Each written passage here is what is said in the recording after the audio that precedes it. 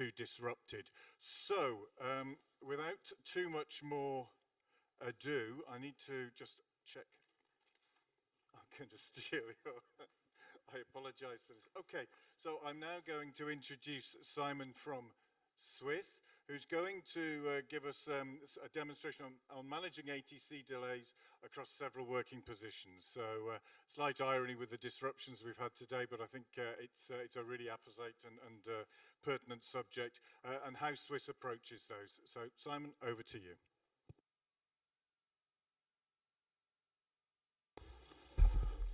I guess I'm on, yes. Hello everyone. So I'm really surprised that I'm here. I didn't expect that. So today no ATC slots. It was rather the weather all over Europe, but I guess the ATC slots will be back in the summer. So I'm glad to be here to tell you something about it. I'm Simon from Swiss. I guess I was invited by EUROCONTROL, thanks for that, because we are pretty experienced in managing ATFCM. I think ever since they exist. Reason for that is in Zurich we are heavily regulated, basically every day, and also with the curfew we have at Zurich Airport and our wave systems, we're really experienced in kind of reducing delays and working closely together with EUROCONTROL as well. So to myself, I'm Simon Gisler. I'm for about 17 years in the industry, first with ATC, then with Swiss. Some of you know me from the CDM working groups, where I'm a bit active as well. And yeah, and I was invited to tell you something about our ATFCM working positions and how we gonna use, in particular, NMP flights on those working positions.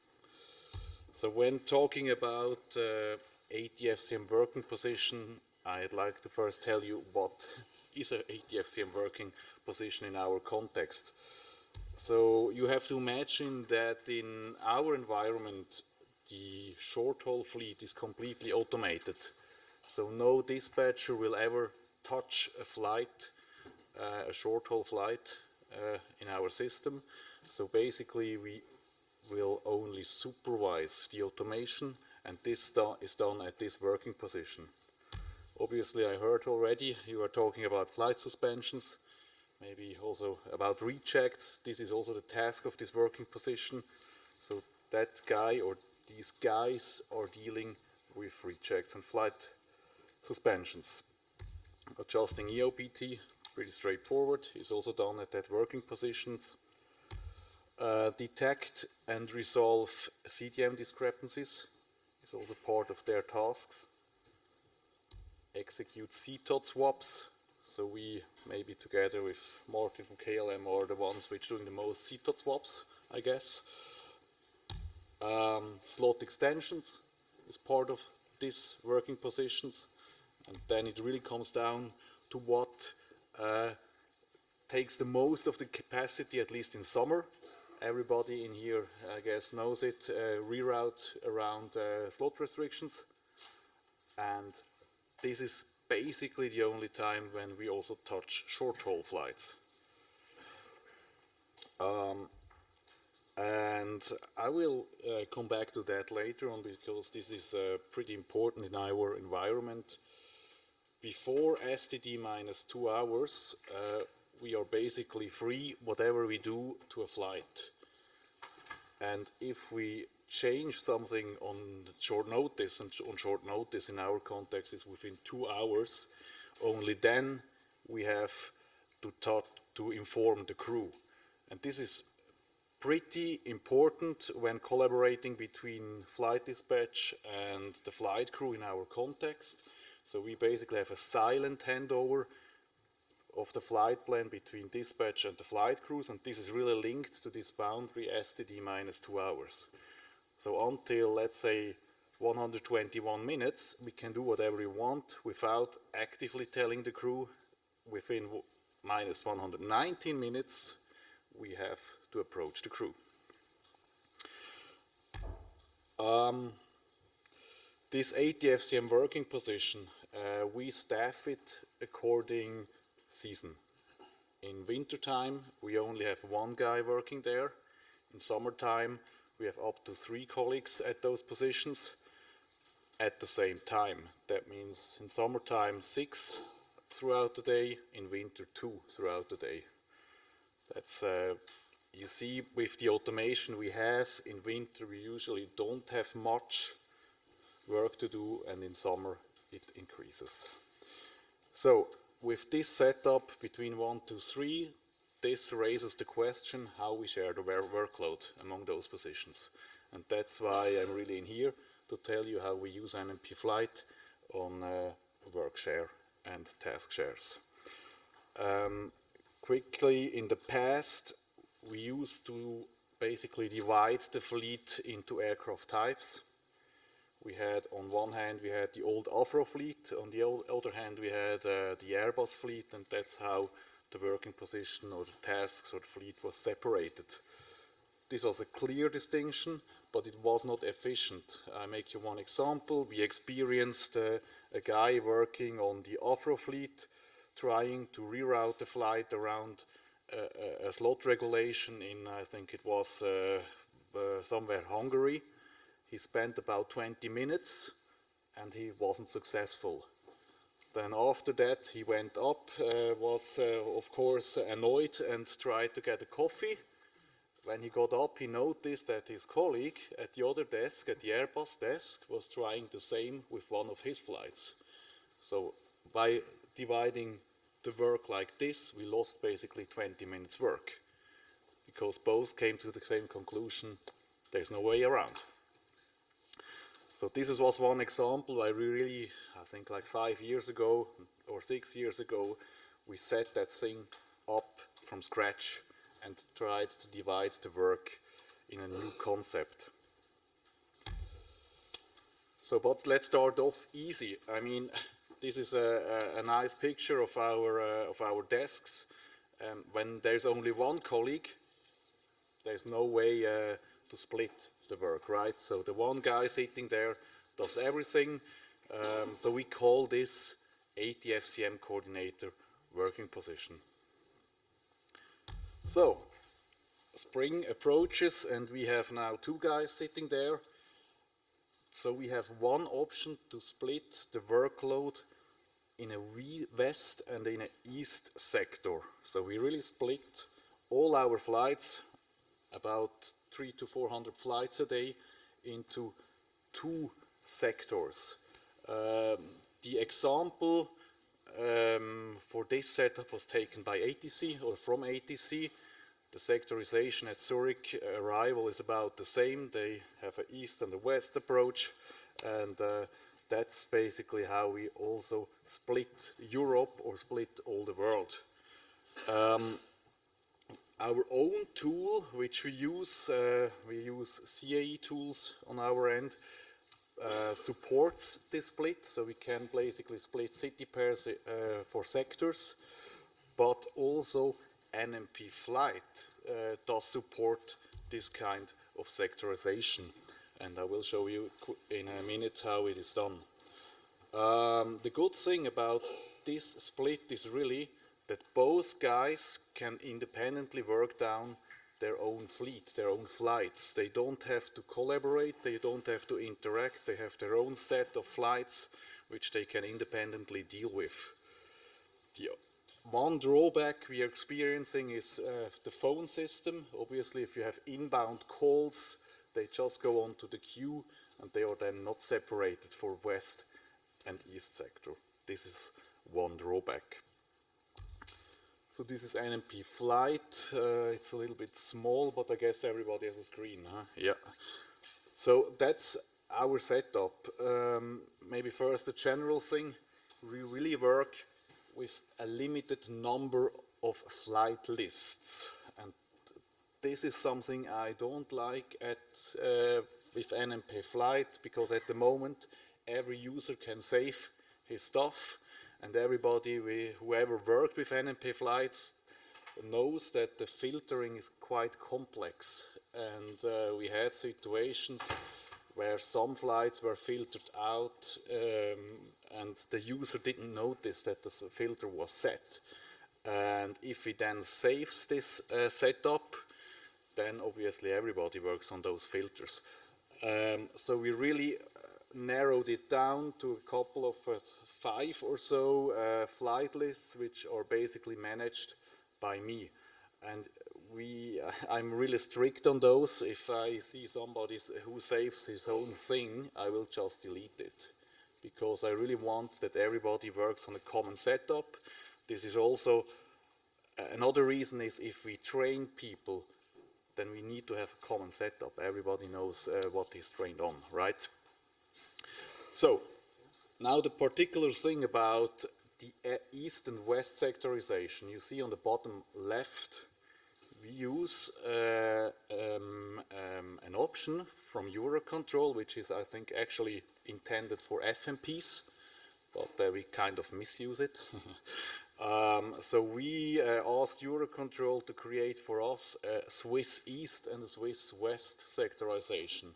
And by having this, you can basically split your flights according this setup. Here I show you how it is in the back end. This is the aerodrome set on the database of EUROCONTROL. On top right, you see a nice world map. And you see that you can request from EUROCONTROL to have it set up really as you want. 2 drawbacks on this. One is this filtering is a OR filter, so it's not an AND, it's an OR filter. And this leads to the situation that for a hub system, we have a multi-hub system, so we have a hub in Geneva and a hub in Zurich, that we can obviously not include Zurich and Geneva in this OR filter, otherwise we would have every flight on it. But because Zurich and Geneva is excluded, we don't see the Zurich-Geneva flight and vice versa.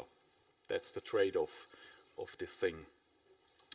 Another drawback back to here is if you use the aerodrome set, it goes, so the time filter of NMP flight, you see on top left you can basically set your time filter with a from and to time, is not linked to EOBT or something else. It's dynamic, and as soon as you work with the aerodrome set, this time filter goes for the time at those aerodromes. So if you have a long haul flight going to Sao Paulo, for example, and Sao Paulo is included in the Swiss West sectorization, the filtering takes the arrival time in Sao Paulo. So this is also kind of a filtering issue one has to think about, because if you don't set it up properly, your Sao Paulo flight will not be on the list. All right, so this helps really to split. I'd say on a normal day in summertime, this really helps to split the workload and have both guys working independently and efficiently.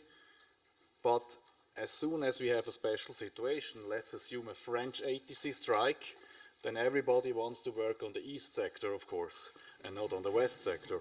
So what we do on those instances, we have another setup. You see it here. We call it the reactive and the proactive sector. And now I'm coming back to the 2 hours border, which we have with the flight crews. So before 2 hours, we can do whatever we want. Within the 2 hours, we have to basically collaborate with the flight crews. And that's exactly the split we're having when working in this proactive and reactive concept. So the guy here in the picture, it's on the right side. He's the proactive guy. He can do with his flight whatever he wants to do. And the reactive guy on the left side, or she in that instance, she has to collaborate with the crew. She's really on the tight end. And with this setup, we filter the workload exactly according to this 2 hours barrier. And again, our CAE tool allows to have a split with the 2 hours barrier. So this also goes down to EOBT adjustments, to FLS, to rechecks, and so on. Within STD 2 hours, the reactive side takes control. Outside the 2 hours, the proactive side takes control. How do we do it in NMP flight then? Yeah, we use the time filter. But as I said, the time filter is dynamic. And that's a little bit the drawback as well here. The time filter in that setup goes for the airborne time. And our briefing process is linked to STD, in relation to STD.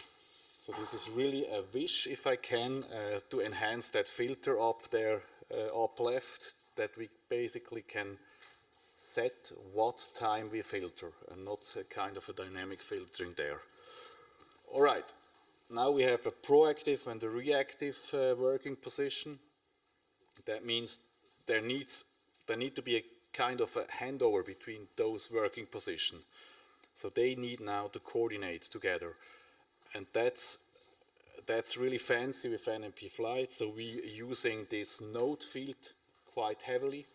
So we type in whatever needs to be coordinated among those working positions. We use this delay function there, this I symbol and the tick, to really don't do the work twice when handing over the flight from left to right. And another thing we're using heavily is this tagging thing on the left. You see the star. You can have multiple colors there and tag your flight. Unfortunately, we cannot yet label it. So either you have to know by heart what green means, or you have to make like a legend on your monitor somehow. So this is also on the wish list somewhere. If EUROCONTROL, I'm sure that we like to label those tags as well. So that's for everybody clear. Yes, that's how we work. So those two concepts, they really, they were really good in the past. One also changes during a day. Maybe in the morning one works west or and east, and then later on we change to reactive, proactive. It really depends on the workload, on the kind of work. And this thing, those two concepts are now scalable. As I said, we work with up to 3 colleagues at the same time. So how do we do that? So the idea remains the same. We have, for example, a reactive and a proactive side, and then we just supplement it with a rerouter in the middle. So this guy in the middle is simply doing reroutes around regulations, and he is basically fed with work from the guy on the left or from the guy on the right. So this is one idea we're having. Obviously, again, the 2 hours between the proactive on the left, on the very left, and the reactive on the very right. Another idea we are applying is this thing here. We have a pure rerouting position on the very left and on the very right, with west and east, and in the middle the coordinator basically takes control of all the EOBTs, rejects, delay, FLS, whatever, and talks to the crew and basically hands over any rerouting task to the left or to the right. So this is then really dynamic, and as you can imagine, this would even be scalable up to 4 working positions or even 4 more if you then divide it with proactive, reactive, west and east, and so on. So that's really it. That's our approach, how we manage ATFCM delays. I'd like to thank you, and I'm open for questions. Thank you very much, Simon, for the presentation, and also for all of the effort you made in getting here, of course. So Simon gave us an overview of how Swiss do things, the ATFCM working positions. First of all, we've got an overview of the various tasks that we're looking at, that he's looking at, slot swaps, for example, slot extensions, reroutings, etc., the sorts of things that we've been talking about in the last day or so. and then how he actually manages that depending on the traffic situation, splitting the positions, the east-west view, and also the active and proactive. And then, of course, in certain situations, this can be scalable to include various combinations of those positions. So what we're going to do now is we're going to open the floor to some questions for Simon while he's here. I'm also mindful of the fact that some people have got to leave for flights and such like. So we'll do a Q&A here for Simon, and then I think we'll move towards wrapping things up. But please, if anybody has any questions, Wojciech from Lot, you're the first man up. Yeah, who and when, here, such small one with mustache. Who and when decides about the configuration? You understand, have some rostering, so you know how many people, who decides in which configuration do you work, and when? The idea is to have, we also have a shift leader, which was not on that screen. He has basically the control of the shift, and he should basically monitor how they work, and in collaboration with them ask how to split. This also is, I mean, if you work like with 3 guys at the same time, so 6 on the day, obviously for half the day one is on break, and then we again switch. So we basically switch quite frequently during the day. And you change This would be the idea, right? So we also have made the experience that in the OCC, you know, you have different departments. And we made the experience that if somebody approaches our department, they don't know to whom to talk to. And the idea of those signs is actually the, give an indication who is responsible at the very moment, yes. Thank you. Thank you very much. Question over here in the front row. Thank you very much. Just want to understand how you're managing to read all the NOTAM staffs and meters if you have one staff and per day 200 flights. This is outsourced to the flight crews. Was that an easy answer? No, really the short haul side is basically self-planning by the flight crews. So the more enhanced your flight planning system is, the better the quality you deliver, of course. You will never reach 100%, that's for sure. And the gap between fully compliant and automated is basically closed by the flight crews on the short haul side, on our side. Yes. Yes.